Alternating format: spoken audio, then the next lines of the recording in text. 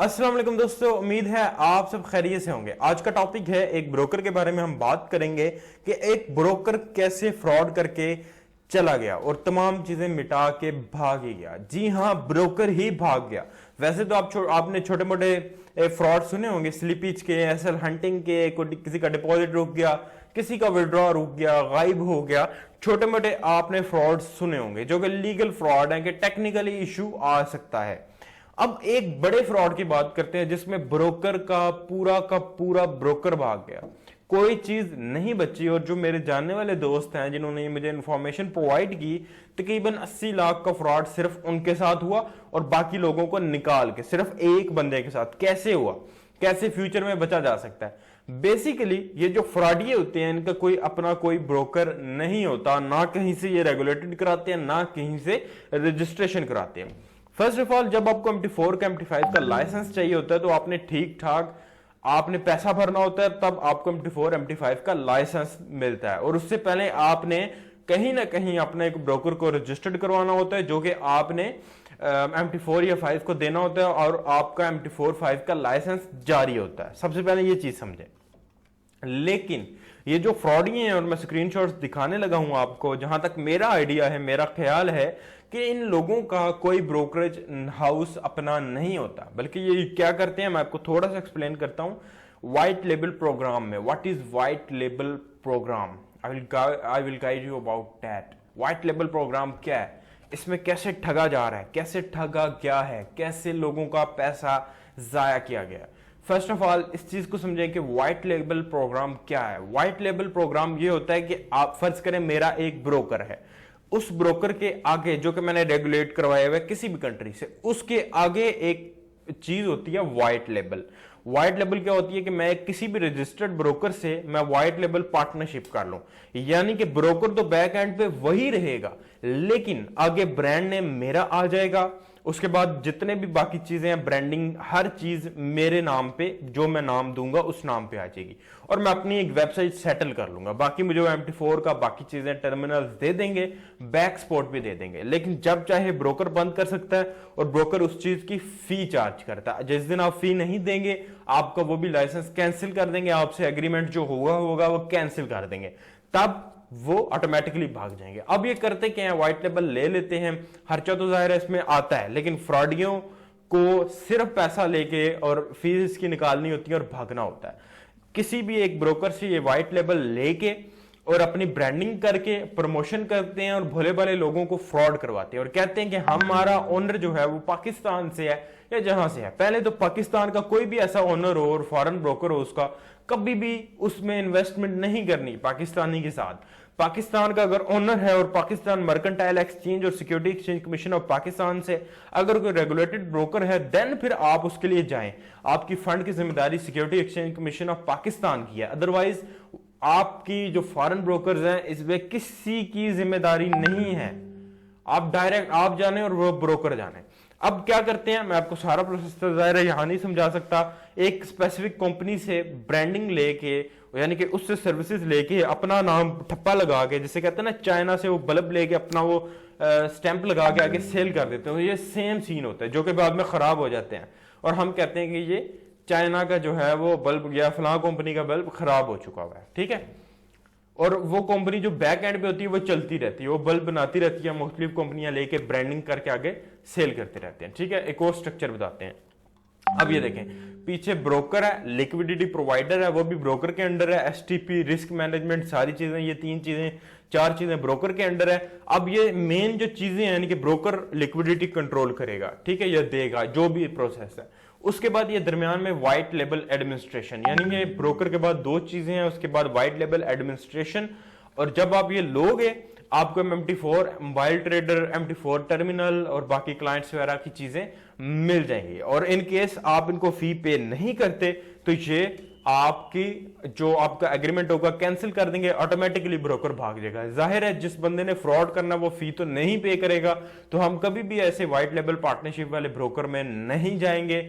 और खास करके जो ब्रोकर कहीं से कुछ थोड़ी बहुत रेगुलेशंस तो हमें चाहिए होती हैं ब्रोकर में, ठीक है, चाहे 4 साल से चल रहा है, 5 साल से चल रहा है, एक बार हम अरसा भी देखेंगे कि कितने अरसे से चल रहा है, को थोड़ा बहुत रेगुलेटेड है भी या नहीं, क्या मार्केट में पहले काम कर रहा भी है या नहीं कर रहा। हम कभी भी व्हाइट लेबल वाला ब्रोकर जो है वो नहीं लेंगे, क्यों, इसका कोई माँ बाप नहीं होता। अब फ्रॉड की तरफ चलते हैं, जो फ्रॉड हुआ, ये कुछ स्क्रीनशॉट्स हैं और ब्रोकर का नाम है ASF फाइनेंशियल मार्केट सर्वर, ठीक है। उसके बाद इसमें कितने $29,000, फिर जी एक और अकाउंट है जिसमें $7,000, ठीक है, और एक और अकाउंट है $634। अकाउंट देखते जाइए, मुख्तलिफ लोगों के इस ब्रोकर में अकाउंट है। $65, $2, $13,909, $29,000। आई थिंक ये अकाउंट ऑलरेडी हम देख चुके हैं, ठीक है। $270। अब ये ब्रोकर और है, गेम वही डाली हुई है, ब्रोकर हो रहा है। और ये स्क्रीनशॉट देख के तो मेरा एक बार दिमाग घूम गया कि हमारी आवाम कितनी भोली भाली है। और ये आप स्क्रीनशॉट देख सकते हो। अब इस नाम का ब्रोकर आपको MT4 MT5 में नहीं मिलेगा, क्यों, मैंने आपको पूरी गेम समझाई है, इसके पीछे गेम क्या लगी हुई है। इसके पीछे उन्होंने गेम लगाई होती है जो कि आपसे उससे दुगना तिगना पैसा लेके भाग गए हैं। अब देखें $210। अब ये खुद गिन लें, इतनी तो गिनती भी मुझे नहीं आती जितने $, लिखे हुए हैं। अच्छा, आगे चलते हैं, फिर सेम ब्रोकर है 930, और ये देखें 88,000। उसके बाद ये देखें अवाम का अल्लाह हाफिज ही है $3255, ठीक है। अब ये मुख्तलिफ 2 ब्रोकर हैं जिनके अकाउंट्स आपको दिखा रहा हूं, ठीक है। ये तो ऑलरेडी मैं आपको ये अकाउंट दिखा चुका हूं। अब देखें $6,000, $6,000, 65, ये ऑलरेडी आपको दिखा चुका हूं। तो ये मेन गेम है और ये फ्रॉड के कुछ स्क्रीनशॉट हैं जो कि MT4 MT5 में ब्रोकर हुआ करता था। ये रीब्रांड भी नहीं हुआ बल्कि खत्म हो चुका है। जाहिर है इन्होंने फी पे नहीं की और जो ब्रोकर था उन्होंने सर्विसेज सस्पेंड कर दी। अब जाहिर है इन्होंने फ्रॉड करना था, फी हाथ पे करनी थी, और कहीं से ये रेगुलेटेड भी नहीं थे कि कोई कंट्री इनको पूछता, ठीक है। सबसे बड़ा फ्रॉड कि हम लोकल बैंक दे रहे हैं। लोकल बैंक कोई भी फॉरेन ब्रोकर खुद प्रोवाइड नहीं कर सकता पाकिस्तान में, जब तक वो पाकिस्तान मर्केंटाइल एक्सचेंज से रजिस्टर्ड नहीं होता। आप लोग थोड़े से अवेयर रहें। अगर आप पाकिस्तानी ब्रोकर में, पाकिस्तान मर्केंटाइल एक्सचेंज में काम करना चाहते हैं, अगर आप ओपन करवाना चाहते हैं, वो लीगल काम होगा, आपको कोई छेड़ नहीं सकता, आपका पैसा लेके भाग नहीं सकता। इन केस अगर आपका पैसा लेके भागता है ब्रोकर, तो security exchange commission of Pakistan और स्टॉक मार्केट जो जिसके अंदर भी रेगुलेशंस हैं, स्टेट बैंक, वो पाबंद है आपका पैसा वापस करने में। अब एक और चीज देख लें। अब देखें कोई भी ब्रोकर है ना, देखें Cyprus security exchange commission of, ये साइप्रस का सिक्योरिटी एक्सचेंज है। हर कंट्री का एक सिक्योरिटी एक्सचेंज होता है, ठीक है। तो ये साइप्रस का सिक्योरिटी एक्सचेंज है, यहां हम सर्च करते हैं एक्सनेस, एक जाना पहचाना ब्रोकर, आप सबको पता है, और छोटी मोटी चोरी भी करता है। ज़ाहिर है वो लीगल फ्रॉड तो करते रहते हैं ये ब्रोकर्स, उनमें तो कोई शक नहीं है, लीगल फ्रॉड होते हैं इनके नज़दीक। ये जो छोटे मोटे फ्रॉड है ना, एसएल हंटिंग वगैरह वगैरह, ये बेसिकली इनके नज़दीक एक लीगल फ्रॉड है जो कि ये फर्ज समझ के करते हैं, जो कि इन्होंने फर्ज समझ के करना है। अब यहाँ पे हमने साइप्रस सिक्योरिटी एक्सचेंज कमीशन की वेबसाइट खोली और यहाँ पे हमने सर्च लिखा है एक्सनेस, तो हमें को थोड़ा बहुत इसका डेटा मिला कि Exness Cyprus, Exness Europe limited, Exness UK limited. हालांकि ये कंपनी काम कर रही है और रेगुलेशंस भी इसके बाद थोड़ी बहुत मौजूद हैं। तो ये चीजें हम छोटी मोटी रिसर्च कर लें कि कोई कहीं से रेगुलेटेड भी है या नहीं है। अब मेरे पास एक बंदा आया, अप्रोच किया, उन्होंने कहा आप हमारे साथ काम करें। मैंने कहा ठीक है जी, बिस्मिल्लाह, क्या काम करना है? ऐसा आप एजुकेशन प्रोवाइड करें हमारे ब्रोकर में। मैंने कहा ठीक है। मैंने कहा ब्रोकर कहाँ से रेगुलेटेड है? आप कहते हैं दुबई से रेगुलेटेड है।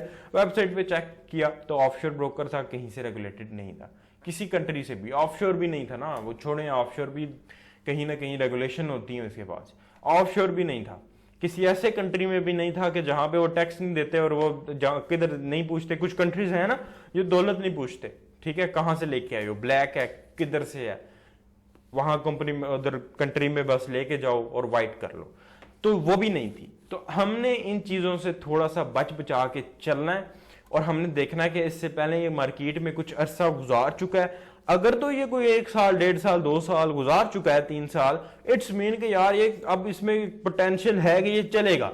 क्योंकि अगर भागना होता तो इसने फर्स्ट 6 महीने से 1 साल के अंदर अंदर इसने ब्रांडिंग करके प्रमोशन करके पैसा लेके भाग जाना था। ये ज्यादा देर नहीं चल सकता था। क्यों? क्योंकि इसने आगे आपके साथ मार्केट मेकिंग करनी है और भाग जाना है। तो अभी मुझे दीजिएगा इजाजत। अल्लाह हाफिज।